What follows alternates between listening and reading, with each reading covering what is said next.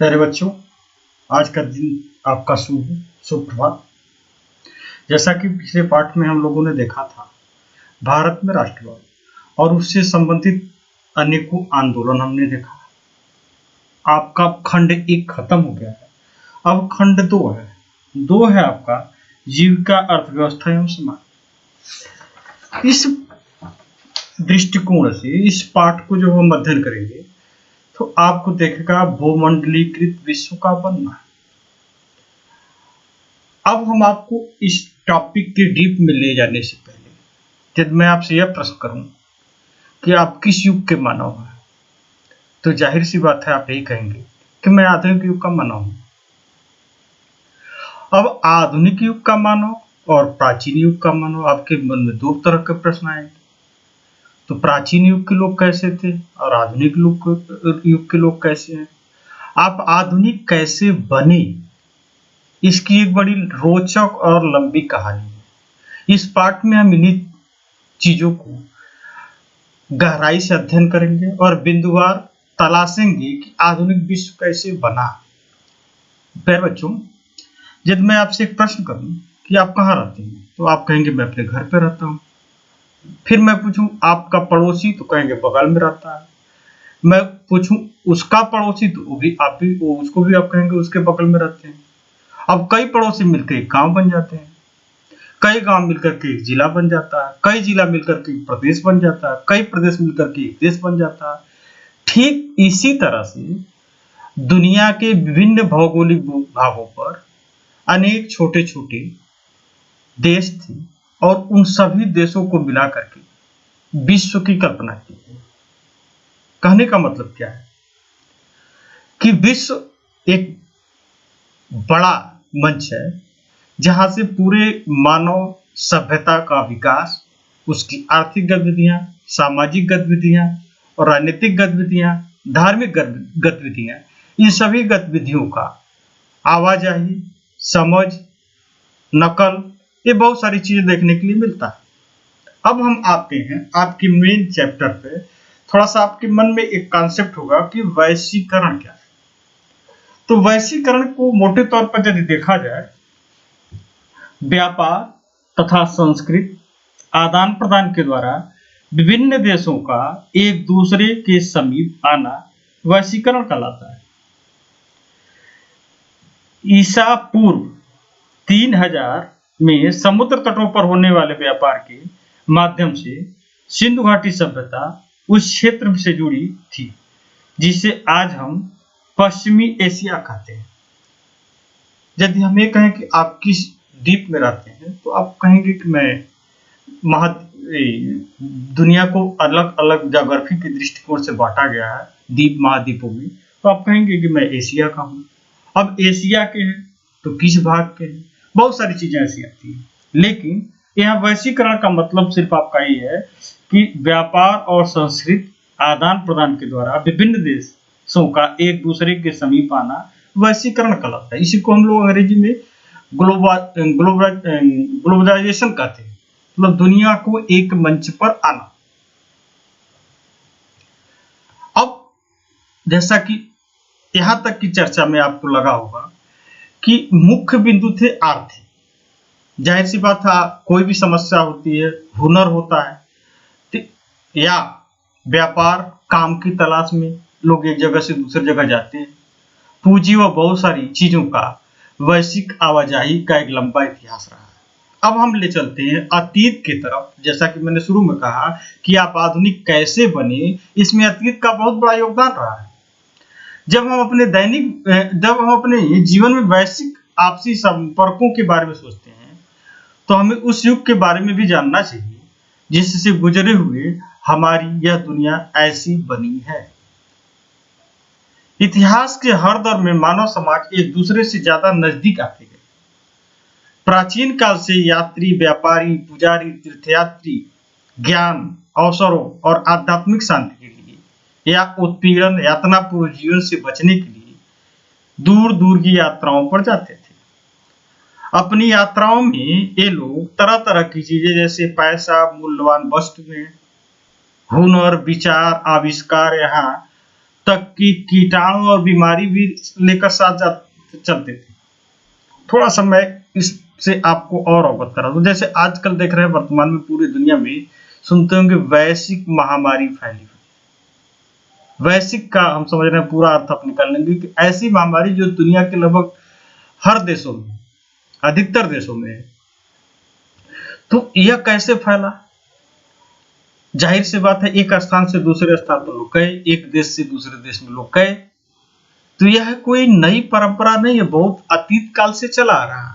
फर्क क्या था? इस समय आधुनिक काल में आने जाने की जो सुविधाएं हैं वो तीव्र हैं, और उस समय लोग उतनी तीव्र गति से आ जा नहीं सकते थे। फिर भी आर्थिक, वैचारिक, आविष्कार, इन सभी चीजों के लिए लोग एक देश से दूसरे देश या एक स्थान से दूसरे स्थान पर निश्चित रूप से जाते थे।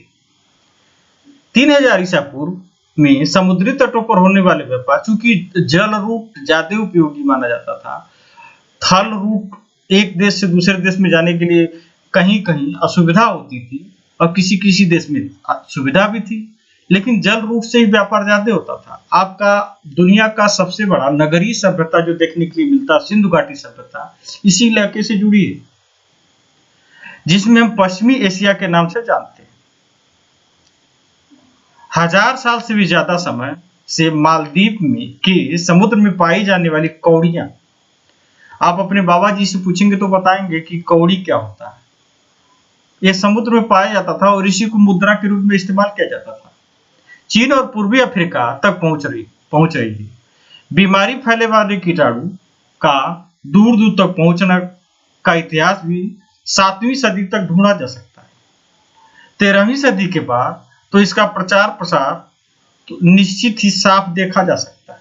जैसा कि आप एक चित्र देख रहे हैं, यह गोवा के संग्रहालय में है। पश्चिम तट के क्षेत्र में पाई जाने वाली 9वीं सदी के बाद स्मृतशालाओं पर जल स्रोतों की तस्वीरों में उस काल के समुद्री व्यापार का महत्व का पता चलता है। कहने का मतलब क्या है कि 9वीं शताब्दी के बाद इस चित्र के, यह जो चित्र है 9वीं शताब्दी के बाद का है, और इससे यह प्रतीत होता है कि जल रूट से या जल मार्ग से लोग व्यापार एक देश से दूसरे देश में करते थे, और आर्थिक गतिविधियों के साथ जब लोग जाते थे तो उनकी सामाजिक गतिविधियां भी जाती थी। अब स्थल रूट की हम बात करें, क्योंकि आप लोग अभी तक अधिकतर स्थल रूट और वायु रूट ज्यादा फेमस देख रहे हैं। आप प्राचीन काल में जल रूट ज्यादा प्रसिद्ध था। जैसे आजकल वायुयान से लोग ज्यादा यात्रा करते हैं, प्राचीन काल में लोग जल रूट से ज्यादा यात्रा करते थे। अब हम जल रूट बताने से पहले आपको इस चित्र को दिखाएंगे। चीन की एक गुफा में पेंटिंग में दर्शाया गया सिल्क मार्ग 8वीं सदी, गुफा 217, मोगाओ ग्राटोज, गंसू, चीन। यह चीन से एक चित्र प्राप्त हुआ गुफा में से। और चीन की, जैसा आज आप देख रहे हैं, कोरोना वायरस के लिए प्रसिद्ध है, तो यह तो दुनिया का दुर्भाग्य है, लेकिन यही चीन कभी ऐसा था जिसको सिल्क रूट कहा जाता था, सिल्क मार्ग कहा जाता था, क्योंकि यहाँ के सिल्क के कपड़े दुनिया में लगभग सभी देशों या सभी उस समय के विकसित देशों में दिखाई देते हैं। अब रेशम मार्ग सिल्क रूट से जुड़ती दुनिया आधुनिक काल के पूर्व युग में विश्व के विभिन्न देशों के बीच व्यापार एवं सांस्कृतिक संपर्क स्थापित करने का श्रेष्ठ उदाहरण रेशम मार्ग के रूप में दिखाई देता है। ये सिल्क या रेशम मार्ग एशिया के विशाल क्षेत्र को एक दूसरे को जोड़ते थे। ये एशिया को उत्तरी अफ्रीका तथा यूरोप से जोड़ते थे। व्यापार और संस्कृति आदान प्रदान दोनों प्रक्रियाएं साथ साथ चलती थी। इसके साथ ही तमाम कुछ सदी बाद मुस्लिम धर्म उपदेशक भी इसी रास्ते से दुनिया में फैले। इससे भी बहुत पहले पूर्वी भारत में उपजा बौद्ध धर्म सिल्क मार्ग से ही विविध शाखाओं से ही कई दिशाओं में फैला। कहने का मतलब है क्या कि यह सिल्क मार्ग दुनिया के को एक नया ज्योति स्तंभ था, जहां से लोग जिस रूट से लोग एक देश से दूसरे देश में जाते थे। अब जब लोग यात्रा करते हैं, जानते ही हैं कि जैसा कि आप जानते हैं कि लोग यात्रा करते हैं तो साथ में लोग खाने पीने का भी सामान लेके चलते हैं। यात्रियों को मुसाफिर भी कहा जाता है। और एक इसका उदाहरण आप ऐसे समझिए, जैसे आप कहीं जाते हैं शादी विवाह फंक्शन या रिश्तेदारी में, तो जाते हैं तो कुछ आपके परिवार का अलग कल्चर होता है और जिसके घर जाते हैं उसके परिवार का कुछ अलग कल्चर होता है। या किसी बड़े समारोह में आप जाएंगे शादी विवाह में, तो वहां पर देखेंगे विभिन्न कल्चर के लोग आते हैं, विभिन्न सोच के लोग आते हैं। कुछ इसी तरह से उनके हाव भाव, हेयर स्टाइल, ड्रेस डिजाइन भिन्न भिन्न होते हैं और एक दूसरे से लोग साझा करते हैं, एक दूसरे का लोग नकल जिसको हम कह सकते हैं करते हैं। भोजन की यात्रा, स्पैघेत्ती और आलू, यह भी एक दिलचस्प है। इसके बारे में चलिए हम लोग थोड़ा सा देखते हैं क्या है इसमें। व्यापार, जब भी व्यापारी और मुसाफिर किसी नए देश में जाते थे तो जाने अनजाने वहां की फसलों के बीज वो आते थे। संभव है कि दुनिया के विभिन्न भागों में मिलने वाले झटपट तैयार होने वाले खाद्य पदार्थ भी साझा स्रोत रहे हो।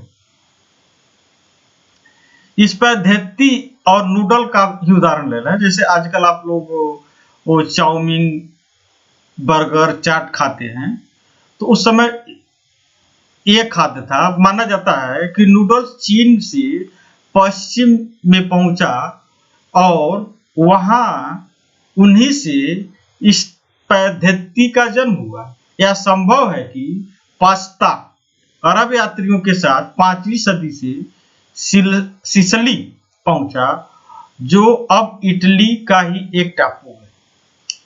इसी तरह के आहार भारत और जापान में भी पाए जाते हैं।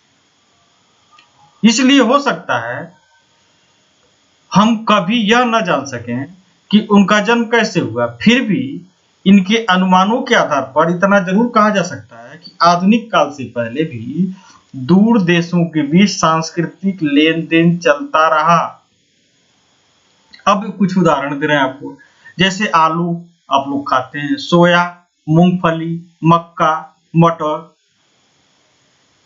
टमाटर, मिर्चा, शकरकंद और ऐसे बहुत सारे खाद्य पदार्थ लगभग 500 साल पहले हमारे पूर्वजों के पास नहीं थे। यह सुन के आपको आश्चर्य होगा, 500 साल पहले हमारे वहां ये चीजें नहीं खाई जाती थी। ये खाद्य पदार्थ यूरोप और एशिया में तब पहुंचे जब क्रिस्टोफर कोलंबस, देखिए इस चित्र में है, वेनिस एवं पूर्वी विश्व से आए व्यापारी चीजों का अदला बदली करते हुए, मार्को पोलो की किताब से लिया गया है। मार्को पोलो का आपको हाई स्कूल के अंग्रेजी में मिल जाएगा, एक चैप्टर है जिसमें उसने दुनिया का जो सिल्क रूट है उसका अध्ययन किया और उसके बारे में लिखा। ये पहली किताब मिलती है। जब क्रिस्टोफर कोलंबस निकला तो इसके लिए भी बड़ी रोचक बात है। गलती से अज्ञात महाद्वीपों में पहुंच गया, जिन्हें बाद में अमेरिका नाम से जाना जाने लगा। यह अमेरिका का मतलब उत्तरी अमेरिका, दक्षिणी अमेरिका और कैरिबियाई द्वीप समूह सभी से है। दरअसल हमारे बहुत सारे खाद्य पदार्थ अमेरिका के मूल निवासी यानी अमेरिकन इंडियन से हमारे पास आए हैं। कई बार आप देखते होंगे कि नई फसलों के आने से जीवन में जमीन आसमान का फर्क आ जाता है। साधारण से आलू का इस्तेमाल शुरू करने पर यूरोप के गरीबों की जिंदगी आमूल रूप से बदल गई। उनका भोजन बेहतर हो गया और उनकी औसत उम्र बढ़ने लगी। इसी तरह आयरलैंड के गरीब काश्तकार तो आलू के इस हद तक निर्भर हो चुके थे कि जब 1840 के दशक के मध्य किसी बीमारी के कारण आलू की फसल खराब हो गई तो लाखों लोग भूखमरी के कारण मौत की मुंह में चले गए। यहाँ कहने का मतलब क्या है? इस पूरे टॉपिक को यदि आप सरसरी निगाह से देखेंगे या तैरता दृष्टिपात करेंगे तो लोग एक जगह से दूसरी जगह आते जाते थे और आने जाने में उनकी वैचारिक, सांस्कृतिक, आध्यात्मिक और आर्थिक गतिविधियों का एक दूसरे लोगों ने अनुसरण किया और अपने विशेष भौगोलिक भूभाग की प्राकृतिक उपज का लोग इस्तेमाल आर्थिक गतिविधियों में करते थे और उसका लाभ लेते थे। साथ में जिनके वहां ये चीजें नहीं उत्पादित होती थी वो इसको भी पसंद करना शुरू कर दी। अब जब आर्थिक गतिविधियां आई तो जैसा कि आप देख रहे हैं इस समय कोरोना वायरस फैला हुआ है, तो जाहिर सी बात है कि बीमारियां भी लोग लेके आए, व्यापार भी लेके आए और विजय भी लेके आए। थोड़ा सा ये तीनों शब्द आप ध्यान दीजिए, विजय किसी को पराजित करके जीतना, बीमारी और व्यापार। अब थोड़ा सा इसके डीप में हम चलते हैं, गहराई में चलते हैं। हुआ घटना एक बड़े ध्यान से आप समझिएगा, बहुत दिलचस्प चीजें हैं जो आजकल भी दुनिया में घटित दिखाई दे रही हैं। 16वीं सदी में जब यूरोपीय जहाजियों ने एशिया तक का समुद्री रास्ता ढूंढ लिया तो वे पश्चिमी सागर को पार करते हुए अमेरिका तक जा पहुंचे थे। तो पूर्व आधुनिक विश्व बहुत छोटा सा दिखाई देने लगा। इसके पहले कई सदियों से हिंद महासागर के पानी में फलता फूलता व्यापार, तरह तरह के सामान, लोग, ज्ञान और परंपराएं एक जगह से दूसरी जगह आ जा नहीं रही थी। समुद्र लोग पार नहीं कर पा रहे थे, फलस्वरूप लोग उसी भौगोलिक सीमा में समाहित रहते थे। भारतीय उपमहाद्वीप में इन प्रवाहों के रास्ते में एक अहम बिंदु था। पूरे नेटवर्क में इस इलाके पर भारी महत्व था। यूरोपियों के दाखिले से यह आवाजाही और बढ़ने लगी और इनके प्रवाहों की दिशा यूरोप की तरफ भी मुड़ने लगी। अपनी खोज से लाखों सालों से अमेरिका का दुनिया से कोई संपर्क नहीं था, लेकिन 16वीं सदी से उसका विशाल भूमि, बेहिसाब फसलें, खनिज पदार्थ, हर दिशा में जीवन का रूप रंग बदलने लगा।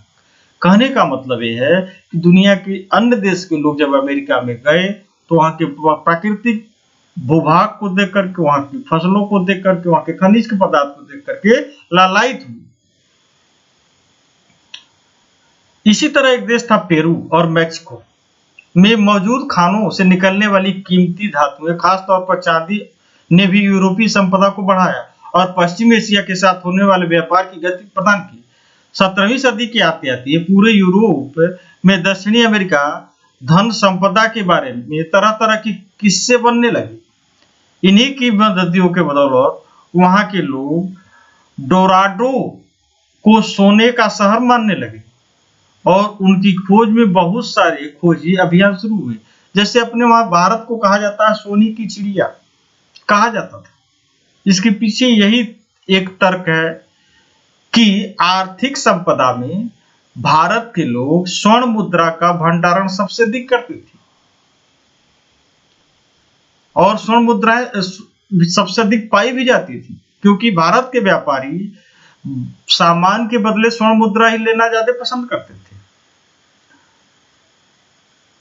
16वीं सदी के मध्य तक आते आते पुर्तगालियों और स्पेन, अब देखिए जब सभी लोग अमेरिका की तरफ बढ़ने लगे और ऐसे प्राकृतिक भूभाग पर जाने लगे जहां पर उनको प्राकृतिक संपदाएं मिलने लगी, इसमें आपस में प्रतिस्पर्धा होने लगी और पुर्तगाली और स्पेनिश सेनाओं की विजय का सिलसिला शुरू हो चुका था। उन्होंने अमेरिका के उपनिवेश को बनाना शुरू कर दिया। यूरोपीय सीमाएं केवल अपने सैनिक ताकत के दम पर नहीं जीतती थी।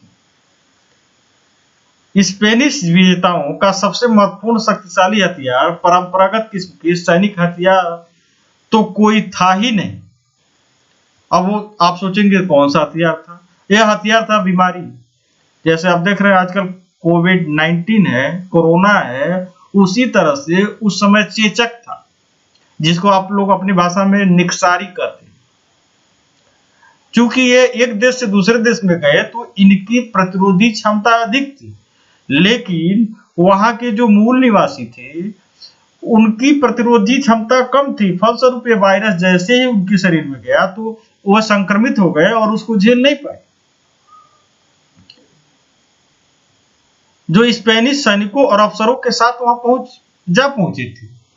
लाखों साल से दुनिया से अलग थलग रहने शारीरिक अमेरिका के लोग शरीर में यूरोपियों से आने वाली इन बीमारियों से बचने की रोग प्रतिरोधक क्षमता बिल्कुल कम थी। फलस्वरूप क्या हो गया कि जो अमेरिका के मूल निवासी थी, कहीं न कहीं चेचक की मार को झेल नहीं पाए और संक्रमण इतना ज्यादा बढ़ गया कि पूरे महाद्वीप में फैल गए और यूरोपीय लोग नहीं पहुंचे थे, वहां के लोग भी इसकी चपेट में आने लगे। इतने पूरे के पूरे समुदाय को खत्म कर डाला।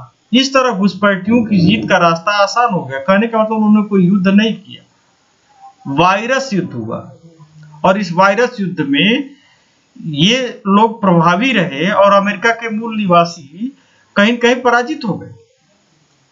बंदूक को तो खरीद कर या छीन कर हमलावरों के खिलाफ भी इस्तेमाल किया जा सकता था, पर बीमारी के मामले में ऐसा नहीं किया जा सकता था, क्योंकि हमलावरों के पास उससे बचाव का तरीका था और उसके शरीर रोग प्रतिरोधक क्षमता भी विकसित हो चुकी थी, जिसको कहते हैं वायरस आतंकी या वायरस आतंकवादी कर सकते हैं, जो अपने शरीर में प्रतिरोधक क्षमता तो है लेकिन दूसरे को संक्रमित करके उसको मौत के घाट उतार देता है। इसमें कोई प्रत्यक्ष युद्ध दिखाई नहीं पड़ता है। यह भी एक अपराध की श्रेणी में आजकल आता है। 19वीं सदी तक यूरोप के गरीब और भूखों का ही साम्राज्य था। शहरों में बेहिसाब भीड़ थी, बीमारियों का बोलबाला था, धार्मिक टकराव आम था, धार्मिक असंतुष्टि को कड़ा दंड दिया जाता था। इस वजह से हजारों लोग यूरोप से भागकर अमेरिका जाने लगे। 18वीं सदी तक अमेरिका में अफ्रीका से पकड़कर लाए गए गुलामों को काम में झोंक कर यूरोपीय बाजारों के लिए कपास और चीनी का उत्पादन किया जाने लगा। कहने का मतलब दुनिया का एक बेहतरीन उत्पादन केंद्र बन गया अमेरिका। 18वीं शताब्दी का काफी समय बीत जाने के बाद चीन और भारत को दुनिया का सबसे धनी देश में गिना जाता था। एशियाई व्यापार में भी इन्हीं का दबदबा था, लेकिन विशेषज्ञों का मानना है कि 15वीं सदी से चीन ने दूसरे देशों के साथ अपने संबंध कम करना शुरू कर दिया और वह दुनिया से अलग थलग पड़ने लगा। चीन की घटती भूमिका और अमेरिका के बढ़ते महत्व के चलते विश्व व्यापार का केंद्र पश्चिम की ओर खिसकने लगा। अब यूरोप ही विश्व व्यापार का सबसे बड़ा केंद्र बन गया, जिसका पहले सबसे बड़ा अधिकार एशिया का था। अब वो कहां चला गया? यूरोप में चला गया। आप इस चित्र को देख सकते हैं जिसमें गुलामों की खरीद फरोख्त की जा रही है।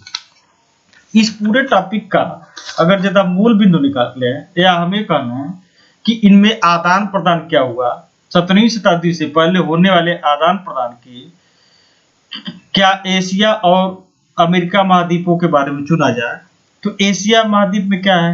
रेशम मार्ग से चीनी रेशम और चीनी पाटरी तथा भारत के दक्षिण पूर्वी एशिया से कपड़े व मसाले विश्व के विभिन्न देशों तक पहुंचते थे। वापसी में सोने चांदी और कीमती धातुएं यूरोप से एशिया में पहुंचती थी। जैसा कि मैं पहले बता चुका हूं कि भारत के लोग सोने चांदी में विश्वास रखते थे। दूसरी चीज ये है कि आज से लगभग 5000 वर्ष पूर्व आलू, मूंगफली, सोयाबीन, मटर, टमाटर, मिर्चा, शकरकंद जैसे खाद्य पदार्थ हमारे पास उपलब्ध नहीं थे, किंतु क्रिस्टोफर कोलंबस द्वारा अमेरिका की खोज के बाद एक खाद्य पदार्थ अमेरिका से यूरोप एवं एशिया के देशों में पहुंचे। तो इस तरह से जो खाद्य पदार्थ आप खाते हैं आजकल दैनिक जीवन में उपयोग करते हैं, आलू और इस मूंगफली या सोयाबीन या मटर या टमाटर या मिर्चा या शकरकंद, ये सब यूरोपीय देशों से एशिया में पहुंची।